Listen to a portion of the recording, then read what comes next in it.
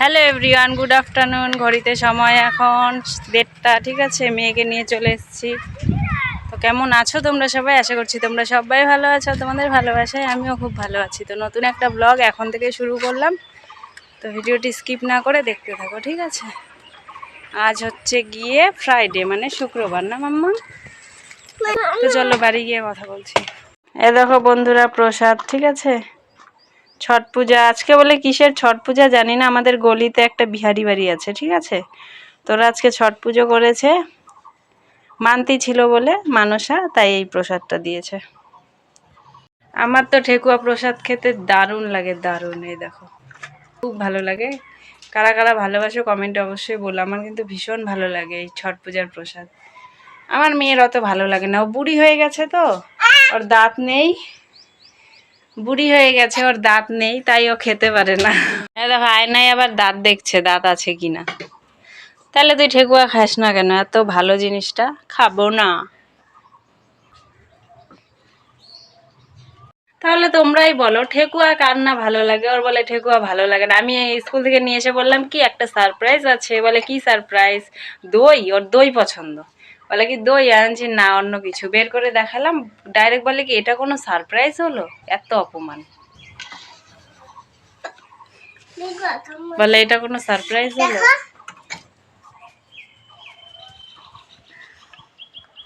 নাও খাও। ওর দাঁত আছে কিনা সেটা প্রমাণ করবে তোমাদের সামনে, তাই খাচ্ছে। আর এরা না দারুণ ঠেকুয়া বানায়। এদের বাড়ির থেকে এর আগেও দিয়েছে তো, মানে বছর বছরই আসল যে ছট পুজোটা হয় বড় করে প্রসাদ দেয়, তো খান্নার প্রসাদ, এই ছট পুজোর প্রসাদ দারুণ বানায় ঠেকুয়াগুলো। আমার তো জাস্ট জিভে জল চলে আসছে। চলো খেয়ে নি। হুম,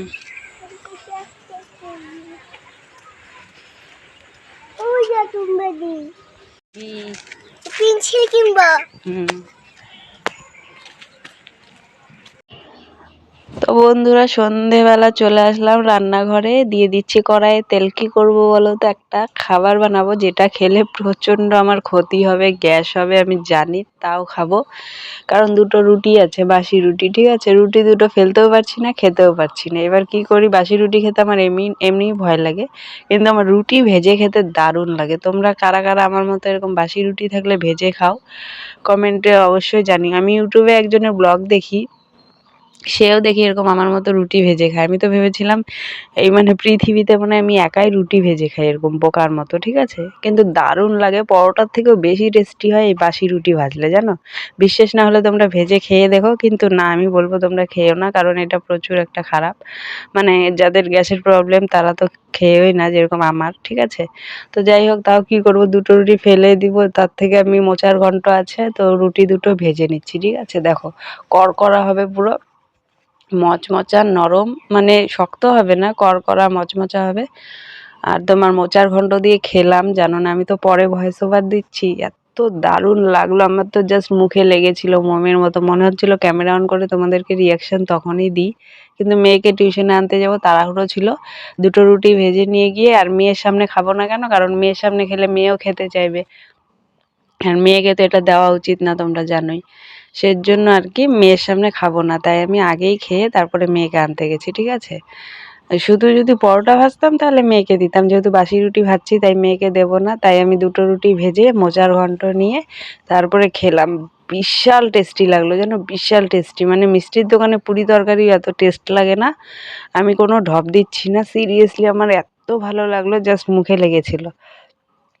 তো যাই হোক, চলো তোমাদের সঙ্গে কথা বলতে বলতে এই যে দেখিয়ে দিচ্ছি, মোচার ঘন্ট সকালবেলা করেছিল তো সেটাই অল্প আছে। আর সোয়াবিন করেছিল, ঠিক আছে, নিরামিষ যেহেতু, সোয়াবিনের তরকারি আর মোচার ঘন্টই করেছিল। তো সোয়াবিনটা দিয়ে ভাত খাওয়া হয়ে গেছে, মোচার ঘন্টও খেয়েছি, তার অল্প আছে। তো ভাবলাম ঘন্টটাও শেষ হয়ে যাবে, রুটিটাও শেষ হয়ে যাবে, তো রুটিটাকে কাজে লাগানো যাক। তাই দেখো আমি বেশি করে তেল দিয়ে একবারে দুটো রুটি কিন্তু ভেজে নিলাম। তারপরে এখন যাবো মেয়েকে আনতে, ঠিক আছে। তো আমার ভাজা হয়ে গেছে, গ্যাসটা অফ করে দিলাম দেখতেই পেলে। এবার ওই ঘরে যাব, গিয়ে ধমাধম খেতে হবে, যেহেতু 7টা বেজে যাচ্ছে, মেয়েকে আনতে যেতে হবে, তাই আর কি। তখন কড়াইটা ঢেকে রাখি, এই কড়াইয়ে রাতে রান্না হয়ে যাবে, ঠিক আছে। তারপর সকালবেলা মেজে নিব। এটা নতুন কিছু নেই, এর আগেও বলেছি তোমাদের, এই সন্ধ্যেবেলা কিছু করলে আমি কড়াইটা আর মাজি না, একবারে রাতে রান্না করে সকালে মেজে নিই। তো চলো। হয়েছে? ওই যে ম্যামের বাড়িটা, ম্যামের বাড়িতে একটা মিষ্টি চুল চুল ভালো একটা কালী ঠাকুর আসছিল। হ্যাঁ, আইসে বছর টাকা চায়, টাকা 100 টাকা চায়, হ্যাঁ। তারপর 100 টাকা দিছে আর চলে গেছে। তাই? হ্যাঁ, ওর ম্যামের বাড়িতে দেল ঢুকেছিল বুঝেছো, কালী ঠাকুর সেজে বলে। তো 100 টাকাই বলে লাগবে, 100 টাকা দেয় না জন্য প্রচুর রেগে গেছে বলে। এ আবার কেমন কালী জানি না, তারপর 100 টাকা দিয়েছে, তারপর চলে গেছে। জিপটা এই ছিল। তাই? তুমি ভয় পাইছো? হ্যাঁ, আর যায় না, টাকাই ডাকবেই ডাকবে, তার জন্য যায় না। তারপর দিছে 100 টাকা চলে গেছে। আর সবাই আমরা দুজনে আমি ভয় পাচ্ছিলাম না। হ্যাঁ, আমিও ভয় পাইছি।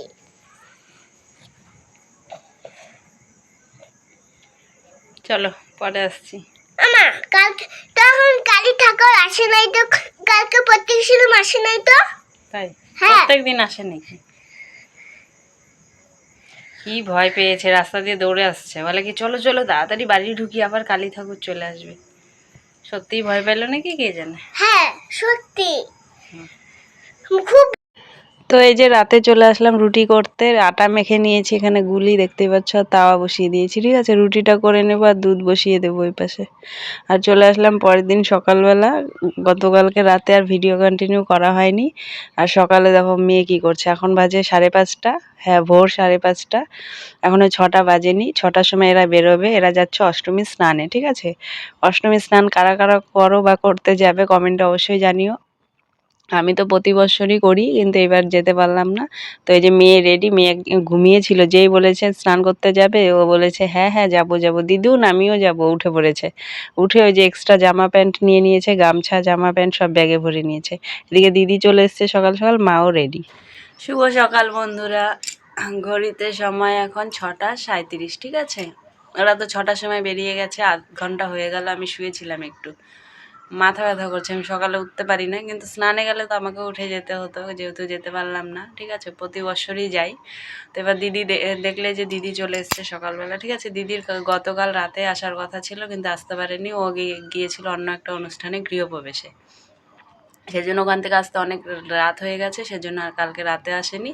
আজকে সকালবেলা একবারে স্নান করে রেডি হয়ে চলে এসেছিলো দেখলেই, তারপরে গেল। আর মাও সকালবেলা উঠে স্নান করে রেডি হয়ে নিয়েছে, তারপরে ওখানে গিয়ে তো আবার স্নান করবেই। স্নান করে ওখানে মন্দির আছে, পুজো দিয়ে তারপরে আসবে। আর মেয়েও স্নান করে নেবে। মেয়েকে আর স্নান করায়নি, থাক বাচ্চা মানুষ, ওখানে গিয়ে একবারে স্নান করে পুজো দিয়ে চলে আসবে। ঠিক আছে, আর গতকাল আর ভিডিও করা হয়নি। রাতে রুটি করলাম দেখলেই, রুটি সবজি আর দুধ জাল দিয়েছি, দিয়ে খেয়ে দিয়ে ঘুমিয়ে পড়েছি। ঠিক আছে, মানে শুয়ে শুয়ে ফোনই দেখছিলাম অনেকক্ষণ, কিন্তু ভালো লাগছিল না, আর ভিডিও কন্টিনিউ করা হয়নি। আর আজকে কিন্তু অষ্টমীর চান। ঠিক আছে, তো তোমরা কে কে যাচ্ছ আর কে কে স্নান করো অবশ্যই বলো। এবার শুনছি নদীর জল বলে খুবই কম। ঠিক আছে, জল শুকিয়ে গেছে, জানি না। অনেকে আমবাড়ি যাবে, আমবাড়ির ক্যানেলে গেলে ভালো জল আছে, মহানন্দা। তো আমরা তো আমাদের পাড়ার নদীতে করি। কাশ আজকে যেতে পারতাম, তোমাদের সঙ্গে শেয়ার করতে পারতাম। ঠিক আছে, আমাদের বাড়ির পাশেই মন্দির আছে। এর আগেও মারা শিবরাত্রিতে গিয়েছিল, তখনও যেতে পারিনি, আজকেও যেতে পারলাম না। আমার কপালটা এবছর এরকমই। তো যাই হোক, আর হচ্ছে তোমার যেটা বলছিলাম, এই যে মেয়ে আজকে স্কুলে যাবে কি না জানি না, এখনও বিছানা উঠোয়নি। আর মানে ঘুমই হয়নি আমার, তাও উঠলাম, উঠে বসলাম, ভাবলাম তোমাদের সঙ্গে একটু কথা বলে ব্লগটা শেষ করবো আর কি। আর এদিকে তোমার মেয়ে আজকে স্কুল যেতে পারবে কি না জানি না, যেহেতু ওর 8টা 8:30টায় ওঠার অভ্যেস আর কি। তো আজকে 5:30টায় উঠে গেছে, ওর তো ঘুম পাবে, তার মধ্যে স্নান করে আসবে, একটু পরে দেখবে কাঁপতে কাঁপতে। আর সেই ভিডিওটা আমি না হয় এর পরের ব্লগে দিয়ে দেবো। আর আজ একটা স্পেশাল ডে। ঠিক আছে, আজ কিন্তু 5 এপ্রিল। ঠিক আছে, 5ই এপ্রিল তোমার। আজ হচ্ছে গিয়ে কী বার? স্যাটারডে, শনিবার আজকে। কিন্তু আজ কিন্তু একটা স্পেশাল ডে। এই স্পেশাল ডেটা আজকে আমি বলবো না এই ভিডিওতে, পরের ভিডিওতে বলে দেবো। কিন্তু স্পেশাল কিছুই হবে না, কারণ বাড়ির কেউ হয়তো জানেই না, কারোর মনেই নেই। ঠিক আছে, কিন্তু কি স্পেশাল ডে তোমরা গেস্ট করো আর কমেন্টে অবশ্যই জানাও, দেখবো কে কে ঠিক বলছো। ঠিক আছে, আমার লাইফের, আমার পার্সোনালি আমার একার, কিন্তু এটা খুব স্পেশাল ডে।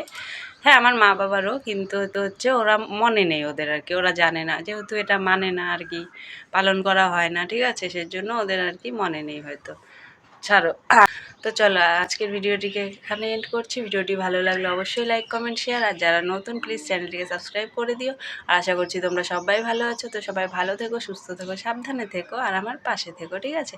ততক্ষণের জন্য টাটা, বাই বাই।